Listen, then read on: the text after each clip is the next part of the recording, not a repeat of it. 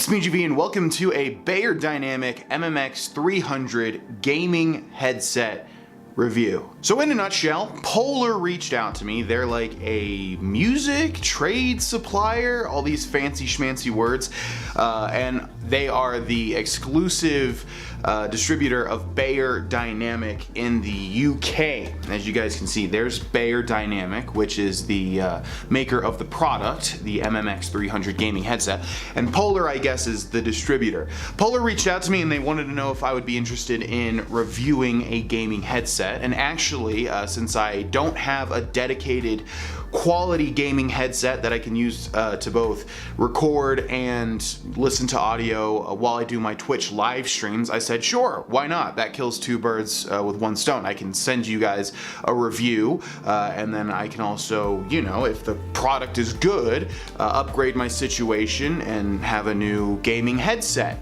Now, little did I know, I expected that this thing was going to be like $80 to $100. That's kind of like a nice, I guess you would say, entry level for a decent headset.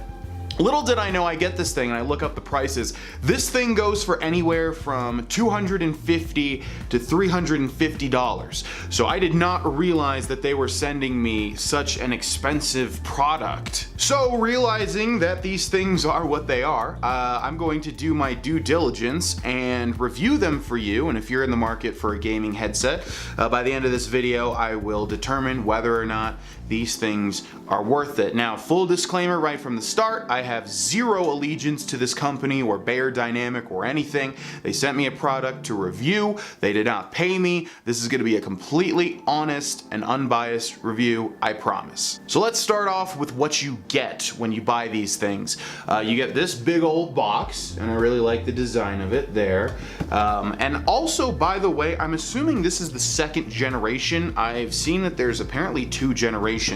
You can see in the bottom here, it says that it says 2 generation. So I'm assuming that this is the most recent one. I wasn't really able to find if it said that anywhere else. But anyways, you get this box. You also get this neat carrying case, which is where the headphones actually came in. And if we pop it on open, you can see that we've got a couple of, obviously, guides there, and then also it comes with 2 cables, which I'll show you guys now. Let me take this one out. There we go. So this is the cable that you most likely will not be using. This is just a standard, I think just for audio pretty much. And then it's got a control switch there, but the one I use is the bigger and the longer one, and this one again has the control module, which, as you can see, you can flip this up or down to mute. It's also got this little button here, which I think is to like stop calls or something like that. I never really use these weird buttons on the side. And then it's got a volume controller, little nodule right there. You guys can see that this goes in to the bottom of the headset itself, and then on the other end we've got our audio. You can tell because of the green. I'm not sure if it's going to focus or not, but there's our audio, and there is our microphone. So you plug these both in, and then you have, you know, you can use the mic, and you can also use just the green if you just want to like listen to music or, you know, listen to a game or something. It also comes with this sort of huge converter, which I guess only works with the audio. You plug this into the audio if you have this big giant slot for this. And then of course the headphones themselves, which look very much like any other headphone you've probably ever seen. This is metal, these sides are metal, and then this is, you know, that material, that soft spongy material that is on every headphone pretty much. The sides are metal as well. They look very sleek, very black, and then you've got the microphone that comes off the side like that. And then the ear cups are, you know, they have that felt on them, and that's it. I mean, honestly, they're pretty, you know, pretty nondescript for $350 headphones, or $250, or whatever the price point. The price point, it was like a range. I saw a bunch of different prices, but it seemed to be around $250 to $350. All right, so let's talk comfortability. Comfortability. The mic goes on the left, And so obviously you just do that. I can say without a doubt, this is the most comfortable headset I've ever owned. I mean, if it wasn't, I'd be very surprised considering the price range on these. But the ear cups are huge. I've got a huge head, I've got huge ears, and these are absolutely the most comfortable. This is the most comfortable headset I've ever owned. The ear cups completely go over, and now that they're on, it's also the most sound canceling headphones I've ever owned too. The previous ones I had were, I think, the HyperCloud X9s or whatever they're called, and they wouldn't completely go over your ears. These go completely over your ears, and my ears are completely encompassed. So now I'm hearing my voice in a very weird, muted way because, you know, it's sound canceling. It's very nice. Also, the microphone really does extend pretty far, which is nice as well, considering I've had microphones in the past, headset mics, that really kind of come up to like here. This one kind of just goes all down the side of your face, and that's wonderful. And also the sound guard, I don't think you could call this thing a pop filter, but the sound guard is very big as well. The headband is also comfortable. This is the mic that I've had the least problems with getting sore. I always have a problem with that because, again, my ears are big, and I don't know, I can never really find something that fits well. Now I've been using these for my Twitch live streams, which means I'm sitting in one spot for hours on end with these things on, and I can tell you guys that I have not gotten sore at all. The previous headset that I've owned, the HyperCloud X9s, even though I like them a lot, but they broke out of the blue, they would get sore after a decent amount of time. And actually the ones I have on now, it's a kind of like a very cheap Amazon bestseller gaming headset. Those definitely get sore after probably about 3 to 4 hours as well. These have not gotten sore whatsoever. And the last thing I want to talk about comfortability is the wires that you'll be using. They're pretty long, but they're kind of that springy, rubbery material. I have not had any issues with these getting caught, but then again, I really haven't had that many issues with other wires in the past getting caught either. Overall, yeah, this thing is easily the most comfortable headset I've ever owned, but that's not really saying too much considering I've never really had that many problems. The main thing for me is the ear soreness, and these, yeah, they completely encompass my ears. My ears are like inside, and I have not had an issue with them getting sore whatsoever. So let's talk about audio quality. That's what's important, right? I can say right off the bat that these are obviously also the most, they have the highest audio quality of any headset that I've ever owned.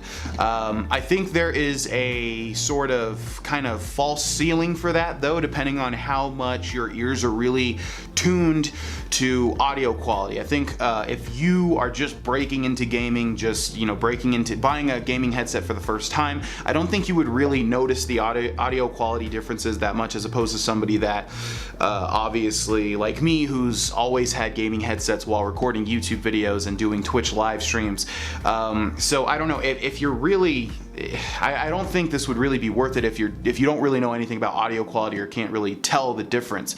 But these are the best. I've owned some headsets in the past that have been cheaper than this that have sounded great as well and have done the job, but these are crystal clear. I listen to a lot of different YouTube music videos, which is not the best type of audio to listen to because YouTube obviously encodes things and reduces the quality, but I can say that these headphones, yeah, absolutely. The sound was crystal clear. You could hear every instrument in every track. And some headphones literally won't do that. Like if I grab this one over here, these are what I use to go to the gym with. They're wireless, and they're awesome because they're practical and they're wireless, but as you can probably tell, they're pretty cheap. And these things, you cannot make out audio quality at all. Like this compared to this, for me, is night and day. It's not even close. It's literally completely different. So these are the best quality headset. I want to say headphones, but then it's a singular headset. This is the best quality headset I've ever had in terms of audio. I'm going to show you a picture of the stats on the side for all of you actual audio nerds. You can see it lists all of the stats there, and I'll show you guys, I'll try to get a pop-up on the screen, but just to run through these a little bit quickly here. Transducer type dynamic, operating principle closed, nominal frequency response 5 to 35,000 hertz, nominal impedance 32 ohms. So again, if you're an audio nerd, take a look at those stats. They should be on the screen, and if not, I'll just write them out. And you can check those out. And otherwise, in just terms of practicality, these are, I think you'll have a hard time getting anything better than this unless you just want to literally spend like $1,000 on a gaming headset, which I don't think there's any real point to. These will definitely do the job. So let's talk about mic quality. These are obviously geared towards gamers who play professionally. You know, if you have to talk to teammates and things while playing Fortnite or PUBG or whatever. I'm not that type of person. The closest thing that I will use this for is maybe Fallout 76 to talk to other people playing that game. But normally I'm much more of a lone wolf, and I'm just playing single player games and things like that. So I can't really speak to the level that this works with, you know, engaging with teammates and things like that, but I'm sure it's absolutely fine. The mic comes, you know, on the side just like everything else, and then you switch your thing, you know, it's got a mute, and then you can use that button for something. I'm not sure what. I'm sure it all works absolutely fine, but I'm more concerned with the actual mic quality. Can it actually be used to record? You probably should, and you probably should have a dedicated mic, but could it? We'll do a little experiment. So right now you should be hearing the audio of the on the camera cheap boom mic, but now I'm going to switch over to the MMX 300 mic audio.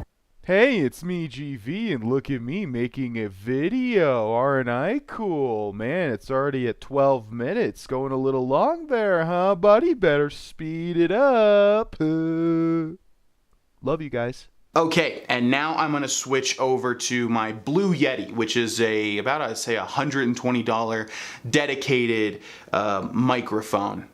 Oh, look, it's me, GV, and my cool Blue Yeti microphone. Wow, how cool am I? I got this big, giant microphone that I bought to make some cool YouTube videos about games that are like decades old. Man, how cool. So there you go. Now this is interesting because I'm recording this before I do that little experiment, so I have to see how all these three mics stack up. Hopefully you would think the Blue Yeti would be the best, considering it's again a dedicated microphone. I hope that it's not this microphone above my camera, because that was by far the cheapest one. And then if this one comes up close to the Blue Yeti, or at least comparable in some way, then that means that you could use this in Twitch streams and or in video production and completely get rid of the need for a microphone. Now I need to do some more experimenting with that, because I've got these kind of recently, but I've used a lesser quality headset in the past, and people have told me they haven't been able to detect a difference in that microphone versus my Blue Yeti. Now audio nerds probably will, but we'll have to see. So listen to those three tracks, and if this one's audio quality sounds comparable to the Blue Yeti, then there you go. That means that you could use this as a one-stop shop for all of your recording and Twitch streaming purposes. Now me personally, I use these to Twitch stream, and I use the dedicated mic to make YouTube videos. Why? Because Twitch streaming with this just seems so much easier. You know, I'm talking through the mic, it's a live stream, so the audio quality doesn't have to be prime, whereas the YouTube videos, obviously I can just use the mic, and then, you know, it should be a higher quality. But after this video, I'm gonna go see if this would be doable. I have been using this on my Twitch streams, and there has been no complaints. People have said that, you know, it sounds the same as my microphone. But again, there's so much stuff going on in Twitch streams that it's not the best environment to test mic qualities.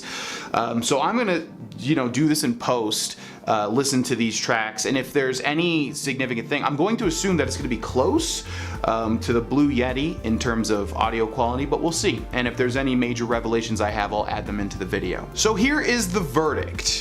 Obviously, these beyerdynamic MMX 300 this headset is very pricey, $250 to $350. If I had to guess, I would say you could get it for $250. It seemed like that was definitely doable. I think that was even the Amazon price. So let's just go with that price, $250. Now that sounds like a lot, and I know a lot of you are sitting there thinking that is a lot, and I'm just a little Minecraft gamer. Why would I need to buy such a big headset? Well, I would say that you have to think about it that it's kind of like a one-stop shop. Again, I need to run through the little tests and see how the audio stacks up with the Blue Yeti. So far, it has definitely been comparable, at least in the little bit of videos that I've seen and the little bit of Twitch streams that I've seen. But I have to see how much the quality differential there is really, because again, if it's going to be close, that means that I could wear these and record YouTube videos. Twitch streams a lot. I'm gonna wear these and use the mic and the audio for Twitch streams no matter what, because it's just easier. But for YouTube videos, if these are actually doable, that's gonna be awesome, because the mic is big and and my space is cramped where I record, so it takes up a lot of space and it always covers up a little part of my monitors. But with this, I can literally just game and I can, you know, get farther back, I can get comfortable, and it's so much better. But to me as like a professional YouTuber, it feels weird to not use a dedicated mic. So if it's going to be comparable, I will say that you got to think about it in terms of you get excellent audio quality with excellent mic quality. And that's like a one-stop shop, and you can use this for literally everything. So if you're gonna buy an $80 to $100 headset anyways, if you're gonna buy that Blue Yeti for $120 or, you know, whatever the price is, you can combine everything and maybe even up the quality, especially in the audio department. And really, I mean, the question you have to ask yourself, is that worth $250? For me, if it will be able to record YouTube videos, yes. I definitely need something that is quality on every level. And the audio is there. I need to listen to the mic audio quality to determine that after this video ends. But to me, I would spend that much money on a one-stop shop gaming headset that does everything from casual gaming to recording YouTube videos, to recording Twitch live streams, to gaming with my family, friends, and girlfriend, and being able to hear me clearly and me being able to hear them clearly. If it does everything, I can see myself spending $250 on it. That's up to you though. Me personally, this is the best gaming headset I've ever owned. It knocks it out of the park in pretty much every area for the most part. I don't really have any complaints with it. I'm mostly concerned with practicality, and this thing seems to be very, very practical. The only thing is the price range. Is it worth it? That's up for you to determine based off of this video and your experiences. So that's gonna be it, ladies and gentlemen. Thank you so much for watching the MMX 300 beyerdynamic gaming headset review. Hope you guys found this interesting or helpful, and I'll see you guys in the next one. Bye-bye.